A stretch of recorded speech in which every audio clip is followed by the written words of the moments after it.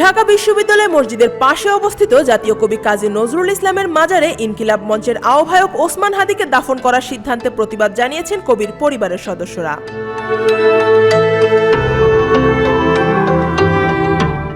ওসমান হাদির মৃত্যুর পর শুক্রবার গভীর রাতে জরুরি বৈঠকে ঢাকা বিশ্ববিদ্যালয় কর্তৃপক্ষ সিদ্ধান্ত নেয় নজরুলের সমাধি চত্বরেই হাদিকে দাফন করা হবে।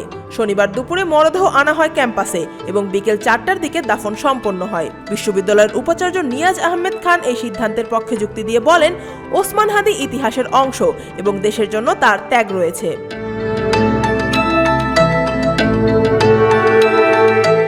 তবে এই সিদ্ধান্তকে স্বাভাবিক প্রশাসনিক প্রক্রিয়া হিসেবে দেখছেন না নজরুলের পরিবার।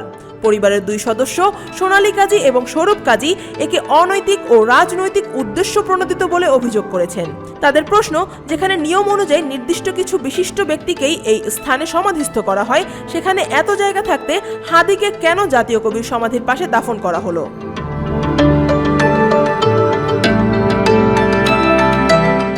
1976 সালে নজরুলের মৃত্যুর পর রাষ্ট্রপক্ষ সিদ্ধান্ত নেয় নজরুলকে এমন স্থানে দাফন করা হবে যা কেবল তার নামেই পরিচিত থাকবে। এই সিদ্ধান্তই মাজারকে স্বতন্ত্র জাতীয় প্রতীকে পরিণত করে। ওই স্থানে আগে থেকেই যুক্ত ছিল শিল্পাচার্য জয়নুল আবেদিনের কবর।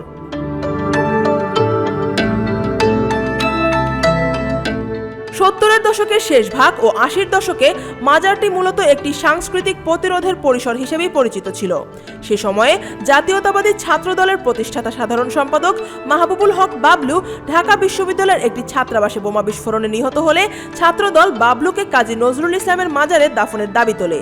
সরকার সেই দাবি স্পষ্টভাবে প্রত্যাখ্যান করে। দীর্ঘ টানাপোড়েনের পর রাষ্ট্রের সিদ্ধান্তই কার্যকর হয় এবং বাবলুকে অন্যত্র দাফন করা হয়।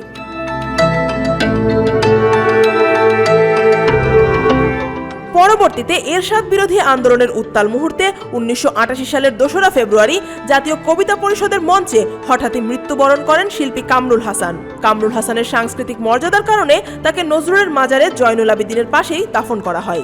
এর প্রায় 37 বছর পর 2025 সালের 20 ডিসেম্বর একই মাজারে দাফন করা হয় ভারতীয় আধিপত্যবাদ বিরোধী সাংস্কৃতিক বিপ্লবী ওসমান হাদিকে।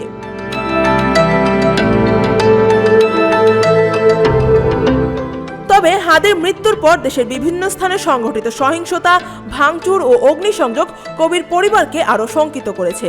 পরিবারের সদস্যদের মতে, নজরুল ছিলেন সম্প্রীতির কবি, মানবতার কবি। জাত ধর্মের বিভাজনের বিরুদ্ধে তিনি কলম ধরেছিলেন। তার সমাধির পাশে হাদির দাফন নজরুলের আদর্শ ও ঐতিহাসিক অবস্থানকে প্রশ্নের মুখে ফেলছে। এই প্রেক্ষাপটে নিরাপত্তা সংশ্লিষ্ট মহলেও উদ্বেগ রয়েছে। নজরুলের সমাধির পাশেই হাদির দাফন নতুন করে অস্থিরতার জন্ম দিতে পারে কিনা তা নিয়ে প্রশ্ন উঠছে।